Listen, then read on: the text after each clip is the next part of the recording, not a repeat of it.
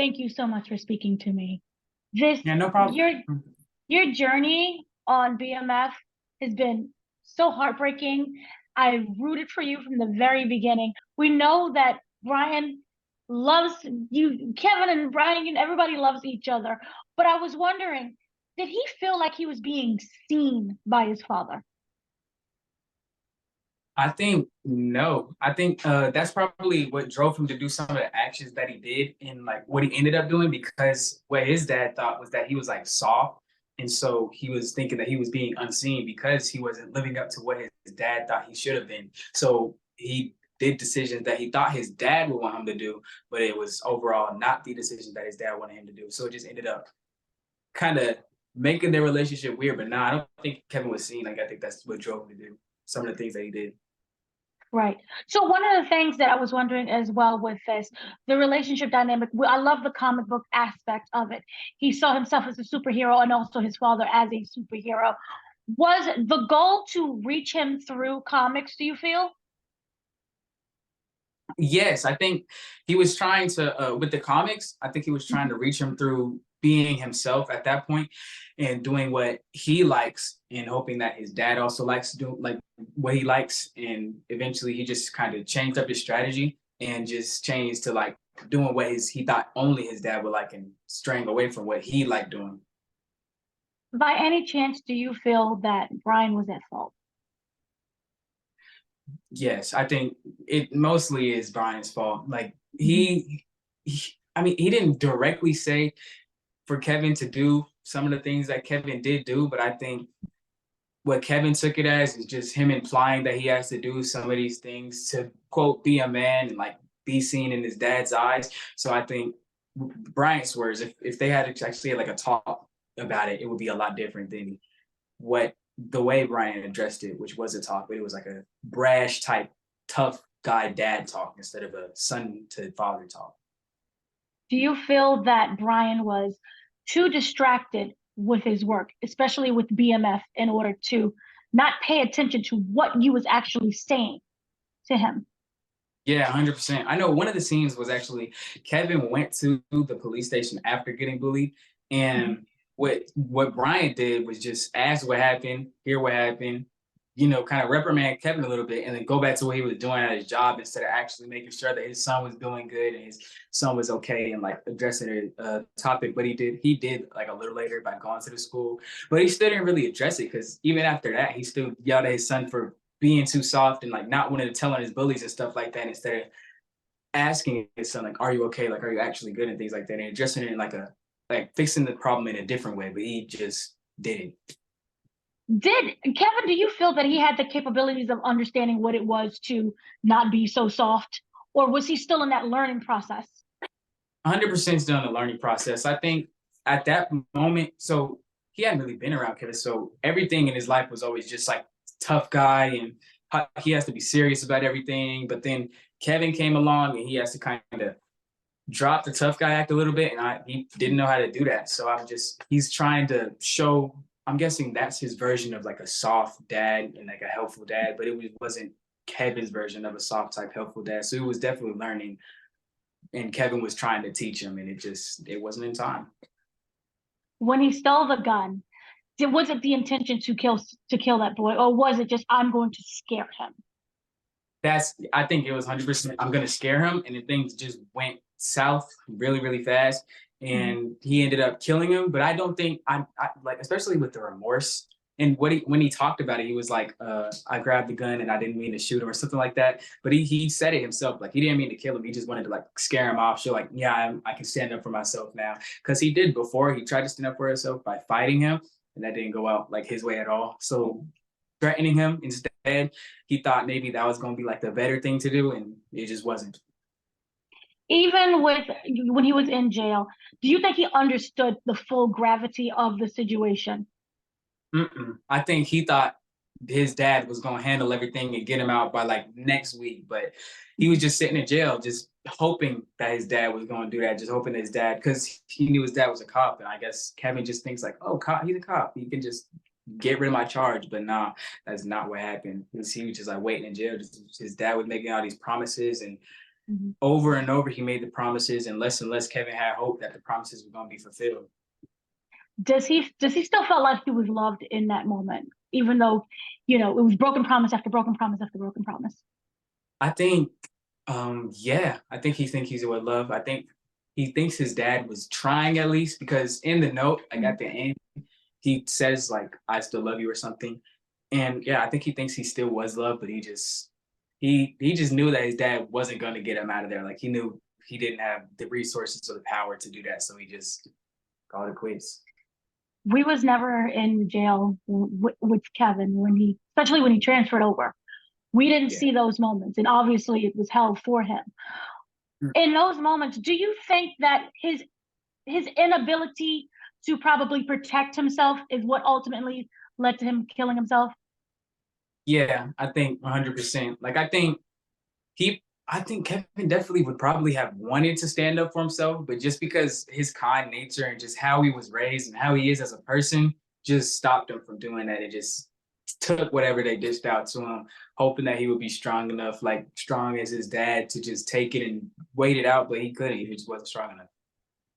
Do you feel that, do you know as an actor when diving into that scene, because it goes from you're in jail, you got beaten up because the protection was taken away, to now you're dead. Was there an in between that moment as an actor where you try to understand or fill in the blanks of his mindset? Yeah, I think especially for the scenes where I'm hearing him say again, "I'm gonna get you out of here, like we're gonna get through this." I'm thinking, like, Kevin definitely thinks that his dad is a liar. Like in those mindsets, like this is the first time his dad has really ever lied to him, and this is the first time his dad has kind of been powerless towards like Mhm. doing something for him or doing something like to get him something. And so I'm thinking like he just at that point his mind is just racing. He doesn't know what to think about his dad, and so the way he just looks and just he can't even look at his dad at some point. He just avoids eye contact. I think that's where I filled in the blanks kind of as to what Kevin was thinking at that moment. If Kevin had lived and was able to be released, what do you think Kevin would have been in his adulthood? I think Kevin would have moved back with his mom. I think Mm. like he would definitely have been tired of the life in what is it, Detroit. I think he would have been tired of living in Detroit with his dad and like all the gang life around him and getting kidnapped, getting beat up, getting charges thrown at you, and he just wanted to go back to a peaceful life with his mom. Do you feel that he would have some kind of resentment for his mother? Because his mother was really seemed to be detached from motherhood. Does he carry resentment to her? I think I wouldn't say Kevin carries resentment towards his mom, but it's more like just I think he thinks like that's how a mom would have acted, but he doesn't really bear any resentment because he doesn't know anything, like he doesn't really have any other mother figures. But then when Detective Hugh, she came in, Yeah. that's like he noticed like, oh, this is really how a mother should act. And I think if he were to go back after that, he would definitely have like a different mindset on how his mother was actually treating him. Does he wish that Detective Hugh kind of got more involved? 100%. I think, especially with the scenes, like the little scenes that they had together, Mhm. you could tell that he really, really likes being around her, and he's pushing for his dad and her to get together. So maybe she'll be in his life a lot more. But I think, yeah, that's like the closest thing to like a second mother that he's had. So 100%. Let's talk about you, the actor. What was it like being on that set, being on this show for these 2 seasons, like 3 seasons, two seasons? Too. Yeah, it was it wasn't a really, really good experience. I mean, everybody, you could just tell that everybody on the set just really, really liked their craft and just cared about the show so much. And even they really, really like improv on that show, which is something I wouldn't have expected. But yeah, a lot of scenes would have been improv, like on set. They let you talk and then you talk to the director. The directors are always really open-minded. If you say like, oh, this doesn't make sense for the character, or like, oh, this and that and this, they'll listen and then they'll implement it into the scenes. And it's just like little things like that made just being on set and filming for this show just like a really, really good experience. Were there certain experiences that you like put into your toolbox as an actor so that when it comes to future performances, you have already at the ready? Uh, I think actually that's a good. I'm gonna have to add that. I'm gonna have to make some because as of right now, my mind is blank with that. I don't have any, but Mhm. I'm gonna have to make some. Okay. And what was could you say whether there was a favorite moment that you had either on set or something that was filmed? My favorite moment was it was that one school scene where we were in the hallway and Mhm. I forgot what he said, but he Detective Bryant, he added like a little improv line and Mhm. I just couldn't help it was like it was so creative but so aggressive and just so perfectly fit into the scene that I just couldn't help but like just smile every time that he would do it and just laugh because like it was just like wow, how do you just think of that on the spot? Like that was so good. I think that's my favorite moment. Would working on the set, did you look towards any of the actors as kind of teachers or the moments of teaching? Mhm. 100%.